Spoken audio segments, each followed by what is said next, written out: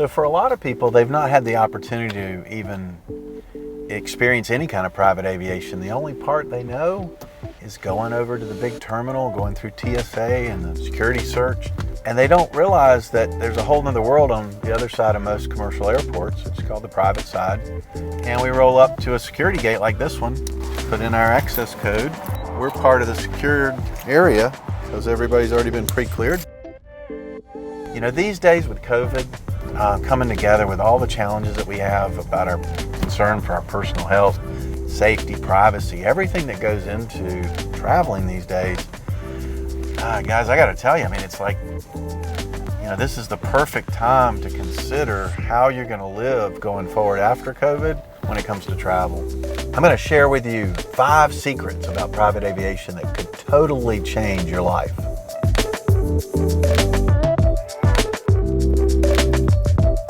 So we're going to go fly the Diamond DH-62 today. This is one of my favorite airplanes. I absolutely love this plane. Not only is the most amazing modern marvel, but it's just so easy to use. It's fast, it's efficient, and it's gorgeous as well. When we talk about airplanes, we find that a lot of people have had limited exposure and they immediately think of, let's say, an expensive jet, very expensive, or maybe a very old antique styled Cessna that their grandfather had. And they just have no exposure to what's actually taken place in the advancement of technology in personal travel. We now have completely automated, digital, efficient, safe, easy to use modern airplanes like this one that make the idea of personal travel something radically different.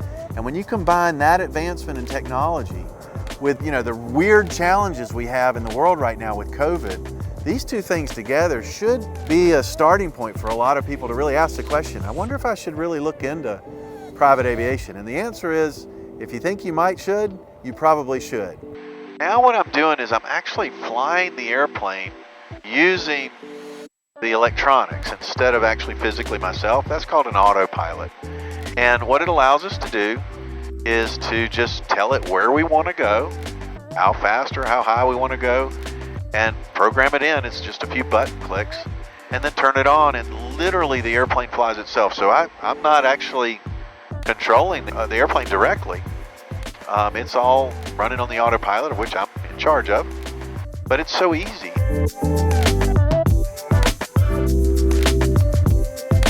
The cool thing about these airplanes is they're just like modern cars. They've got luxury interiors and really nice appointments.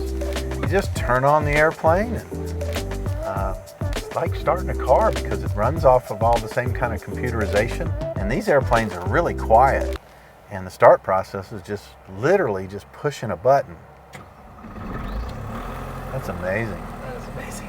What's interesting about modern airplanes is that they're built this century, designed this century, and so many of our aircraft that are available and people know about are designed in the 50s, like the 172 and the 182.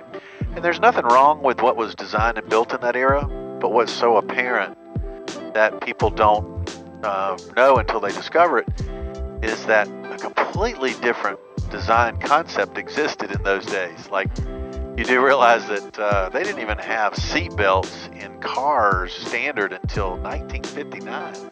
So all the original airplanes that many people enjoy still today were designed in an era when safety design was not really part of the thought process. But in modern aircraft design, that is opposite. Everything about it is all about how can we eliminate any risk related to flight, make it a personal safe activity, and boy have they succeeded. It is just remarkable what's been accomplished.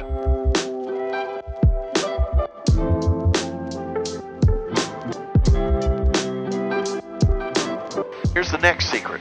Smaller planes of the modern variety like we're in today, they're doing 200 plus miles an hour many times.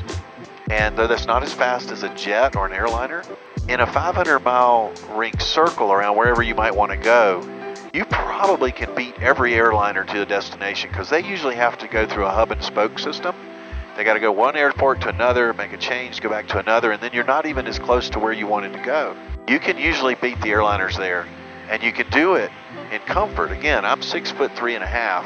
I'm a big guy, And I've got more room than I need here. I've got way more than if I was on an airliner. I got leg room, I got head room, I got elbow room. And I'm with my best friend. After we tell it where we're going to go, it gives us the visual display of what's coming in front of us at all times. That's called synthetic vision. This type of technology combined with the efficiency of these jet fuel burning piston engines make travel not only easy and fun, but super efficient.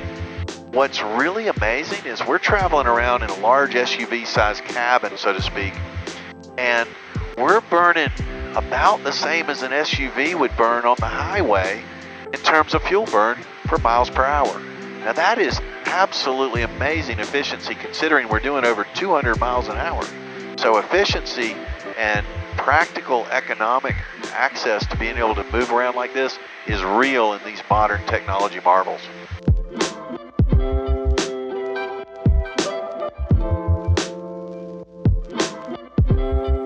All right, so we've showed you some cool stuff. Showed you some cool airplanes, technology, some speed and ability to go where you want to go when you want to go. But the real big question and the secret to find out is this stuff economically accessible? Is it practical? Well, it depends.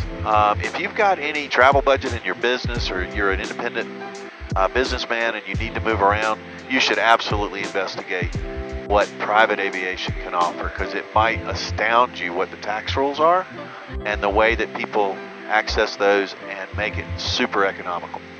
Next, if you're maybe interested in traveling around by private aviation but you have limited use, there are sharing mechanisms. Of course, there's charter where you can just go on a trip-by-trip basis, but in the private world, there are programs where you can be part of a group where you access an aircraft on a use basis, and you can have other people fly you around. You can learn to fly it.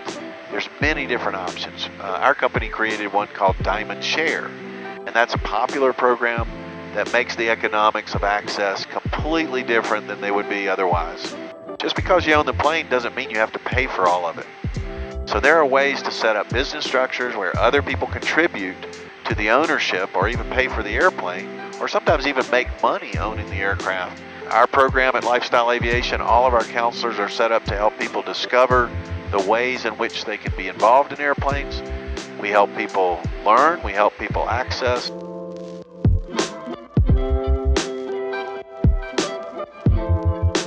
And we have a whole network of partners across the country that help us implement everything from training solutions to managed aircraft to anything it takes to help our customers achieve a new aviation lifestyle. I hope you won't hesitate to reach out to us at Lifestyle Aviation. Our counselors are trained to help people explore all the possibilities. And we'll direct you to things that might help you regardless of whether it's something we're involved in directly. I hope I piqued your interest with some of the secrets and ways we use private aviation these days. It's a lot of fun. You should come check it out.